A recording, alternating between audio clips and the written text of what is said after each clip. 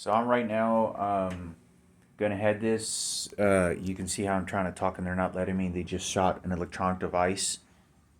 You heard a clicking noise. I'm gonna head over to get some breakfast here at the Econo Lodge.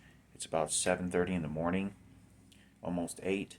I got two cards. I don't know who has keys to this room.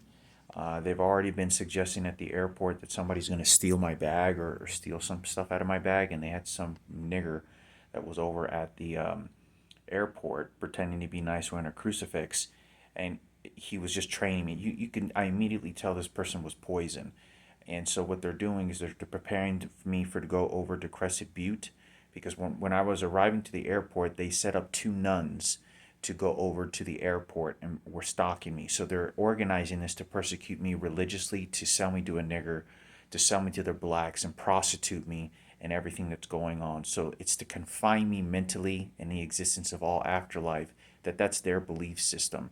But they want to persecute me because I don't believe in their God. I don't believe in their religion. And so because of that, they want to persecute me. But I'm going to go downstairs and I'm going to show you all a camera. Is this how terrifying? Every time I stay at a hotel, every time I go anywhere, it's always 100% like this. They'll send people from the people downstairs to the people next door, and they're following me, tracking me down. They're nothing 100% but transgenders. There's no heterosexual females whatsoever that's ever in any work environments, and they're very threatening, haggling, and very mentally poisoning. So this is one of the reasons I'm not able to talk to my mother anymore, because they're not letting me, and they're making very vacuous threats at me. Like, I was on the plane, they were following me, they were conditioning me. But I'm gonna go over, and this is like a simple walkthrough.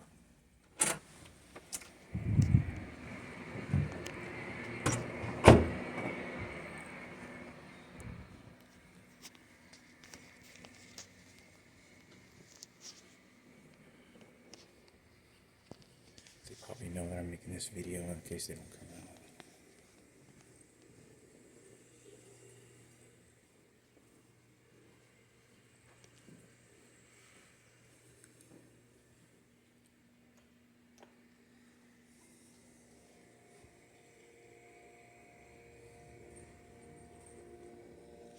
Looking through the peepholes and whatnot.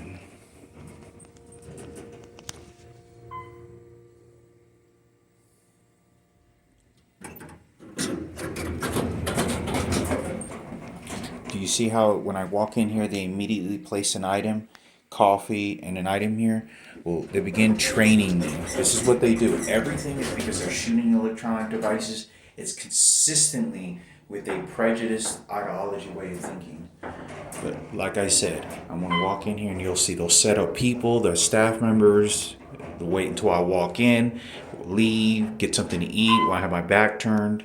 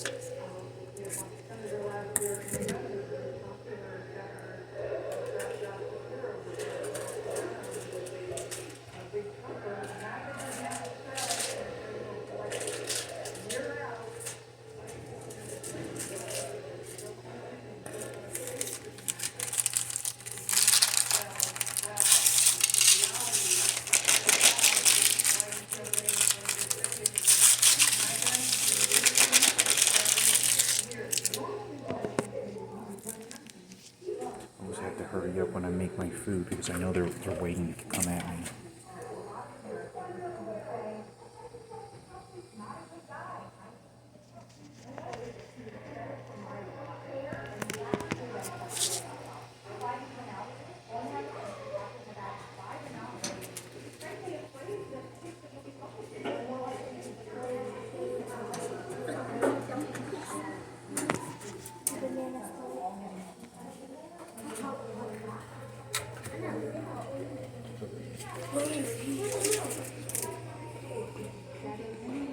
Now what they'll do is they'll play with prejudice because I'm already infected with HIV. Now they'll show up the boss to tell me what skin color I'm supposed to get married to. Now these are intimidation techniques. Now I have to get up and leave. Now watch. This is how they play their racist. And this is white supremacy to tell you what skin color.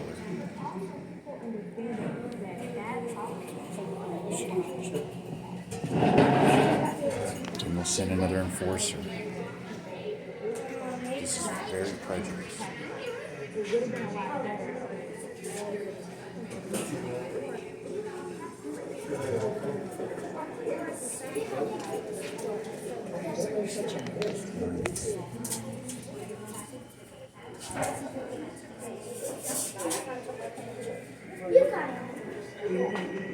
No, watch, you just start cornering me like this. That's all they're doing.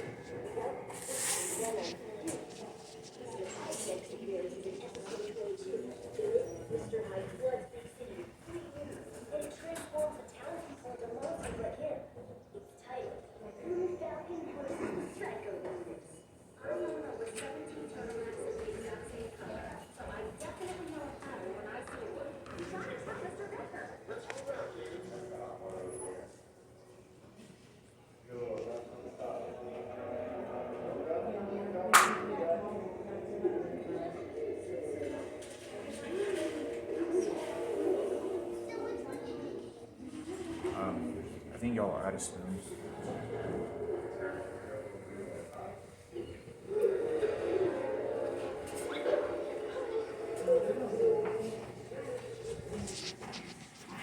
I'm in here trying to get breakfast, get something to eat, and they start sending their enforcers everywhere.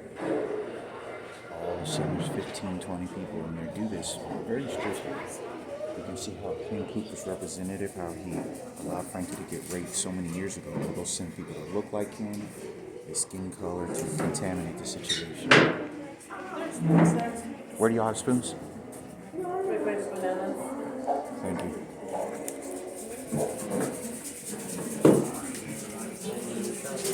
I got one for me, one for the girl.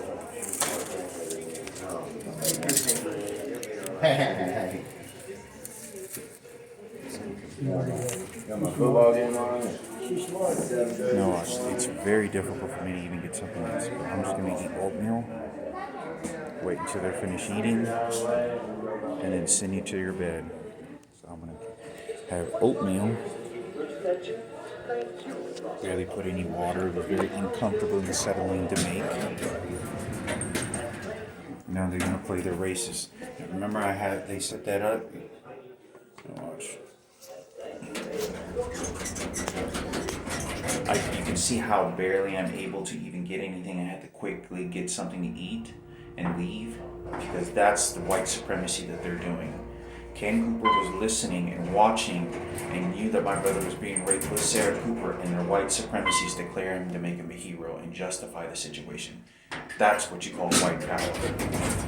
And those use the black kids to say that that's the skin color. Oh, we're not racist. We're not. No, that's exactly what you're fucking doing, because there's groups of people that are doing it, and that's why.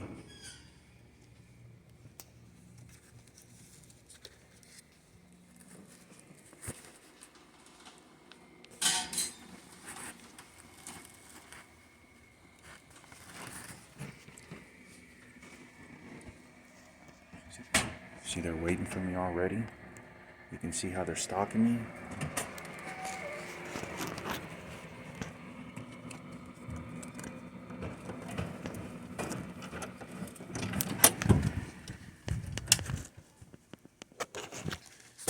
So you can see how barely I can get into my room, get something to eat.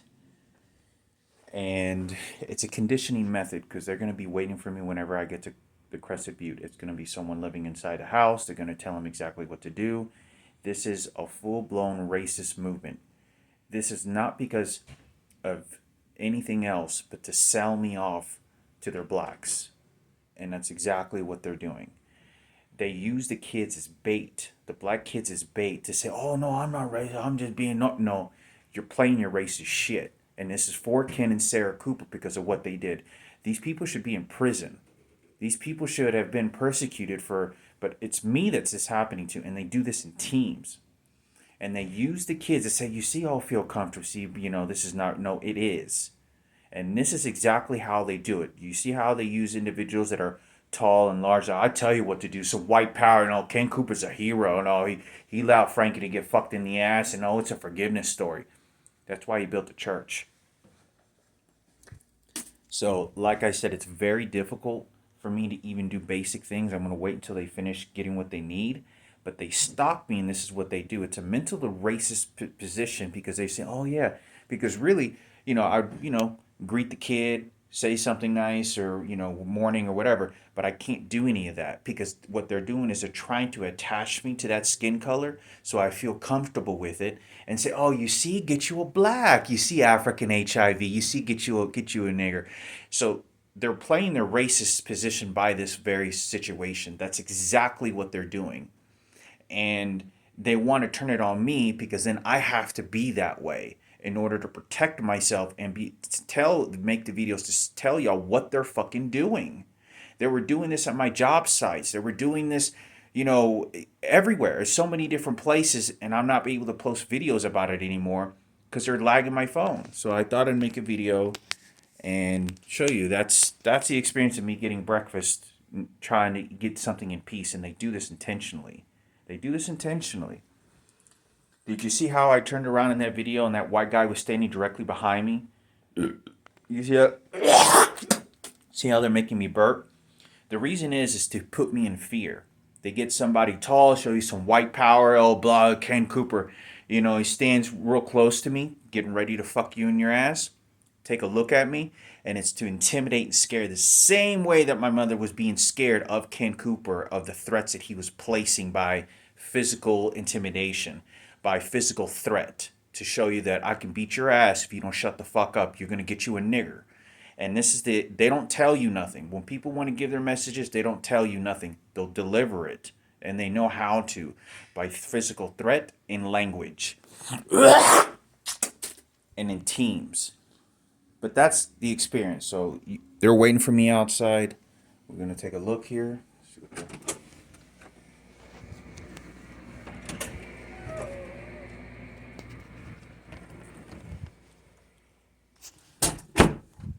That's what's going on.